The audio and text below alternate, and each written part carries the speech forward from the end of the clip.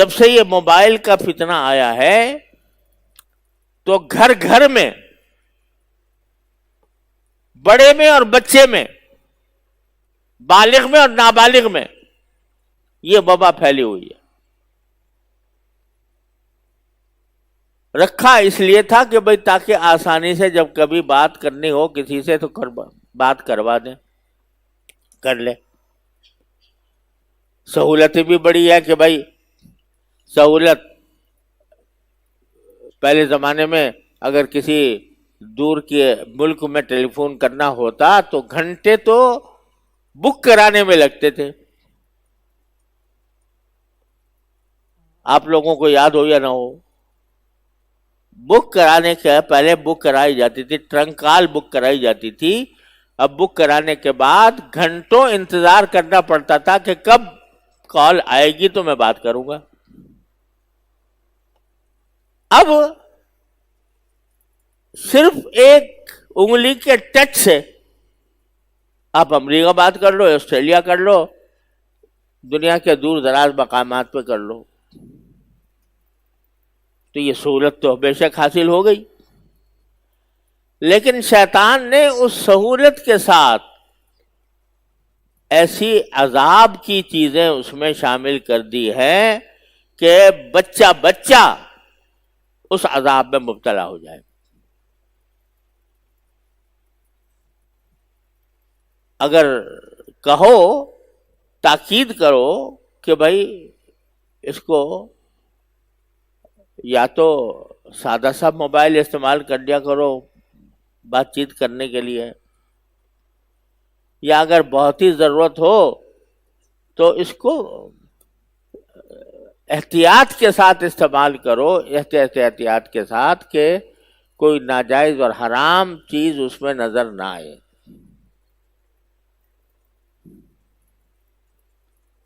لیکن مصیبت یہ ہے کہ جب کھولا تو خواہی نہ خواہی، چاہو یا نہ چاہو، کچھ نہ کچھ اس میں ایسی چیز آ جائے گی جو وہ چیز آ جائے گی جس کو حدیث میں ابلیس کے تیروں میں سے ایک تیر کہا گیا۔ النظر سہم من سہام ابلیس، نگاہ جو ہے وہ ابلیس کے تیروں میں سے ایک تیر ہے۔ وہ تیر جو پھینکتا ہے ابلیس انسانوں کو گمراہ کرنے کے لیے، غلط راستے پر ڈالنے کے لیے۔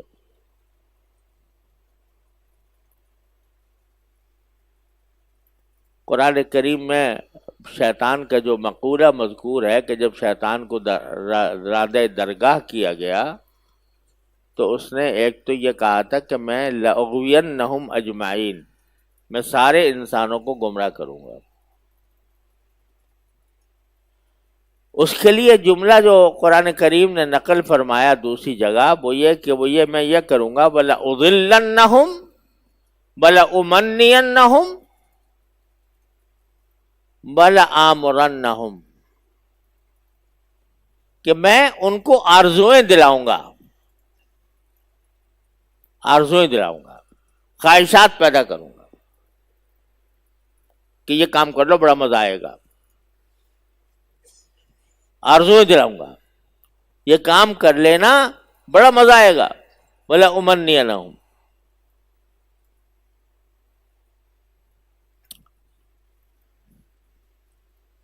لَأُضِلَّنَّهُمْ، پہلے تو یہ کہا کہ میں ان کو گمراہ کروں گا، صحیح راستے سے ان کو کسی بھی جہاں مجھے موقع ملے گا صحیح راستے سے ان کا راستہ ٹیڑھا کر دوں گا، ہاتھ پکڑ کے ٹیڑھے راستے پہ چلنا شروع کر دیں گے، اور ان کو آرزوئیں دلاؤں گا، بڑا مزہ آئے گا یہ کام کر لو، پھر موقع ملے کہ نہ ملے، اس طرح کی باتیں دل میں ڈالوں گا، آرزوئیں پیدا کروں گا کہ بڑے مزے کے خیالات دل میں پیدا کر دوں گا، کہ کاش یہ ہو جائے، کاش یہ مجھے یہ مل جائے، کاش یہ مجھے مل جائے، کاش یہ مذہب بھی مجھے مل جائے، یہ مذہب بھی مل جائے، یہ مذہب بھی مل جائے. تو یہ آرزویں پیدا کروں گا ان کے دلوں میں. لَأُمَنِّيَنَّهُمْ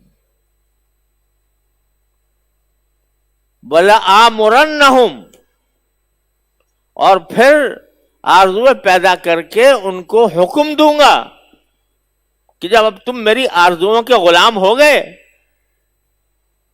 میں نے تمہارے دلوں میں جو آرزویں پیدا کی تھیں، جب تم ان کے غلام بن گئے، ان کی اہمیت تمہارے دل میں جاگزین ہو گئی اور چاہنے لگے کہ یہ آرزویں مجھے ضرور حاصل ہوں، تو اب میرا حکم مانو. بولا آمرنہم، تو اب میں حکم دوں گا. یعنی دیکھو 3 درجے اس نے رکھے ہیں انسان کو تک پہنچنے کے لیے. پہلے کیا؟ راستے سے بھٹکاؤں گا. راستے سے بھٹکانے کے معنی یہ کہ دماغ میں خناس پیدا کر دوں گا، دماغ جو ہے اس کی رو تبدیل کر دوں گا. جس دماغ کے اندر پہلے اللہ کا تصور آنا چاہیے تھا، جس میں اللہ کے قرب کا تصور آنا چاہیے تھا، جس میں اللہ تبارک و تعالیٰ کے احکام کا تصور آنا چاہیے تھا، جس میں اللہ تعالیٰ کے احکام پر جنت کے مزوں کا تصور آنا چاہیے تھا، اس کا راستہ بھٹکا دیا. ارے یار وہ تو پتہ نہیں کب آئے گی، وہ آئے گی بھی نہیں آئے گی، وہ آخرت، وہ جنت. اس وقت تیرے سامنے یہ موجود ہے، راستہ موجود ہے مزے لینے کا. لَأُضَلَّنَّهُمْ، پہلے تو راستے بھٹکاؤں گا کہ جو شخص اپنے فکر اور اپنی آرزوؤں کے تحت جب وہ جنت کی طرف جا رہا تھا، اس کو بھٹکا کر میں دوزخ کی طرف لے جاؤں گا. لَأُضِلَّنَّهُمْ، اس کو گمراہ کروں گا، راستے سے ہٹا دوں گا. جب ایک مرتبہ راستے سے ہٹ گیا، آخرت کے بجائے دنیا پیش نظر ہو گئی، آخرت کی لذتوں کے بجائے دنیا کی لذتوں کی طرف متوجہ کر دیا میں نے اس کو. تو اب کیا ہوگا؟ لَأُمَنِّيَنَّهُمْ، اب دوسرا درجہ یہ ہوگا کہ خوب آرزویں دلاؤں گا. بھئی تو آ تو گیا رستے پہ، لذتوں کے رستے پہ. اب لذت جو ہے وہ ایسی چیز ہے جس کی کوئی انتہا نہیں. نفسانی لذت ایسی چیز ہے کہ انسان کسی لذت کے درجے پر بس نہیں کرتا.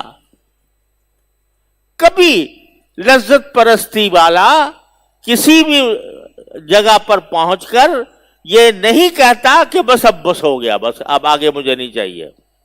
نہیں، لذت کے ہر درجے پر پہنچ کر اگلے درجے کی خواہش اس کے دل میں پیدا ہوتی ہے.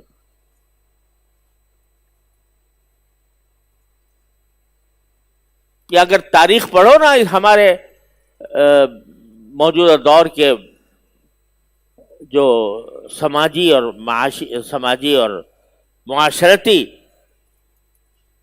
اقدار ہیں، کتنی تیزی سے تبدیل ہوئی ہیں، کہاں سے کہاں پہنچی ہیں. زنا،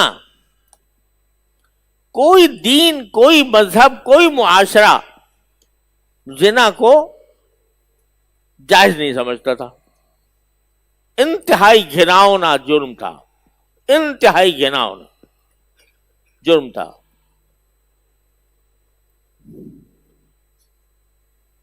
نئی تہذیب آئی اور نئی تہذیب نے یہ فلسفہ پیش کیا کہ بھائی اگر دو آدمی باہمی عاقل ہے، بالغ ہے، اور عاقل بالغ لوگ وہ اگر آپس میں بیٹھ کر یہ فیصلہ کر لیں کہ ہم ایک دوسرے سے لذت حاصل کریں گے، کیا مسئلہ ہے؟ کوئی ظلم نہیں ہے کسی پر، یہ بھی راضی وہ بھی راضی. تو جب اگر آپ کوئی مرد کسی عورت سے اگر وہ اس کے ہاتھ سے کھانا کھا سکتا ہے، وہ کھانا اس کو پیش کرے، اس نے کھانا کھا لیا، اس نے پانی دے دیا پانی پی لیا، کوئی شربت دے دیا شربت پی لیا. جب یہ کر سکتا ہے تو پھر جنسی لذت حاصل کرنے میں کیا مسئلہ؟ وَلَأُضِلَّنَّهُمْ، راستے سے ہٹایا. اب کیا ہوا کہ زنا بالرضا کو قانون نے چھٹی دے دی. آپس میں رضامندی کے ساتھ اگر کوئی دو آدمی کام کریں تو قانون اس کو گرفت میں نہیں لے سکتا. اچھا بھائی، اب زنا بالرضا جائز ہو گیا اور قانوناً اس کو تسلیم کر لیا گیا، اور یہ آپ کو پتہ نہیں ہے ہمارے ہاں ہمارے قانون کے مطابق سن 1977 تک ہمارے ہاں بھی قانون یہی تھا کہ آپس میں رضامندی سے دو آدمی اگر بدکاری کریں میاں بیوی تو کوئی قانونی رکاوٹ نہیں تھی، نہ کوئی قرآنی گرفت تھی، نہ کوئی اس پر کوئی سزا تھی. یہ تو سن 1977 میں جا کر کم از کم ہم نے قانون میں یہ تبدیلی کر دی کہ باہمی رضامندی سے بھی ہو تو قانون جرم ہے، ورنہ اس سے پہلے ہمارا بھی قانون یہی تھا.